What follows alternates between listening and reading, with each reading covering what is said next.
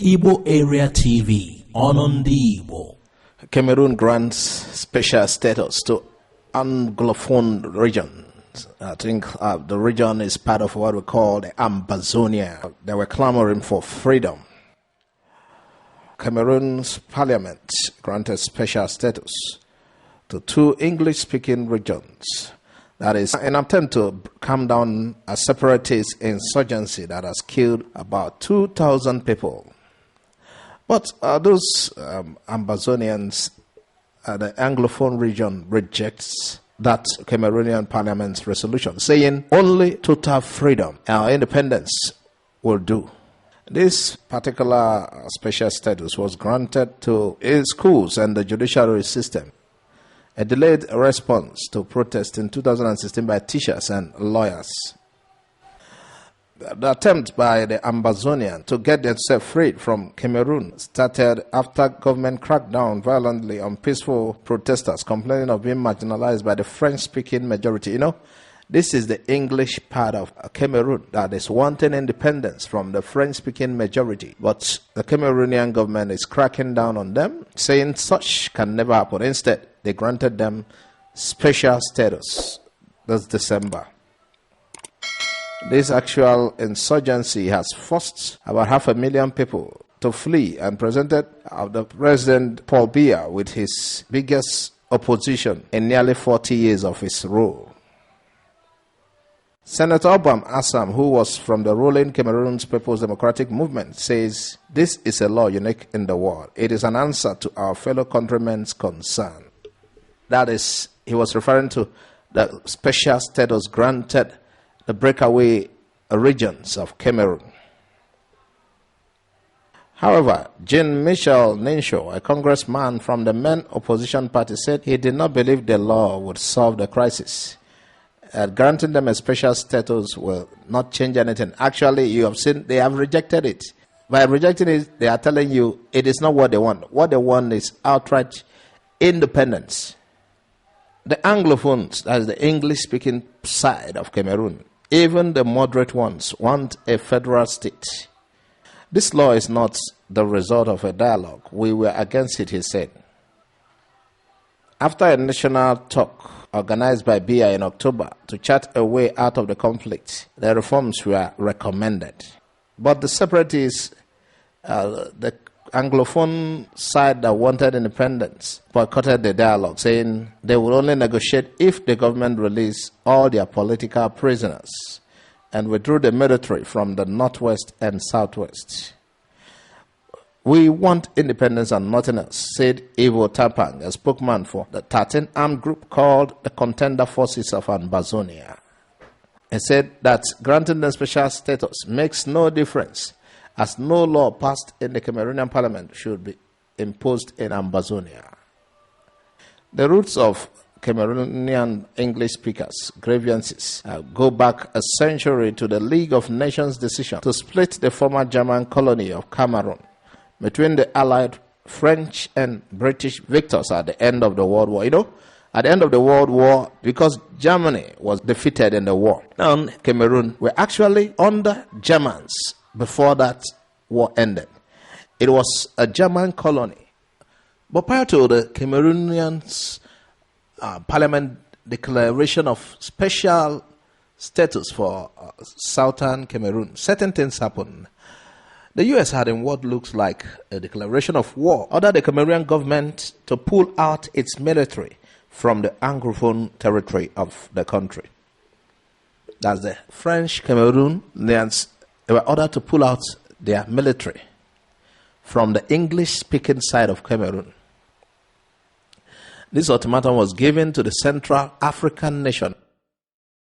It was a 72-hour ultimatum, and it was to be immediate and unconditional. The order from U.S. The American decision had followed approval in a resolution of an act authorizing President Donald Trump and U.S. Department of Defense for BIA to comply.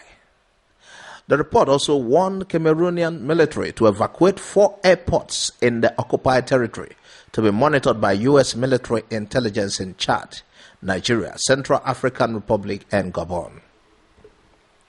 The U.S., in a stern warning, said failure to comply with the order will make them face the wrath of U.S. military authorities.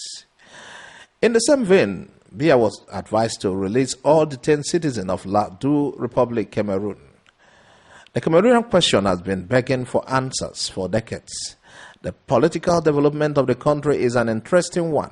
Cameroon was Germany's territory, like we said earlier, before the war. However, after Germany was defeated, France and Britain divided the territory between them under the watchful eye of the League of Nations. The larger part was occupied by French-speaking, while English-speaking was a minority. In 1960, French-speaking Cameroon got independence and established a new country called La République du Cameroun. The following year, English-speaking opted to join Cameroon and a bilingual nation was born. The Anglophone had always complained of marginalization. For instance, the government has been controlled by the Francophones. Paul Biya became the president in 1982, and this was after the country's first president, Amadou Ahidjo, left office from the same Francophone territory. The current embargo can be traced to late 2016 when English-speaking lawyers and teachers went on the streets of the capital, Yaoundé, for a peaceful protest, claiming that the minority Anglophones are being forced to assimilate into Francophone legal and educational system. This did not go down well with the Cameroonian government, as it used maximum force to quell the violence. The U.S. has watched development, especially concerning human rights violation in Cameroon.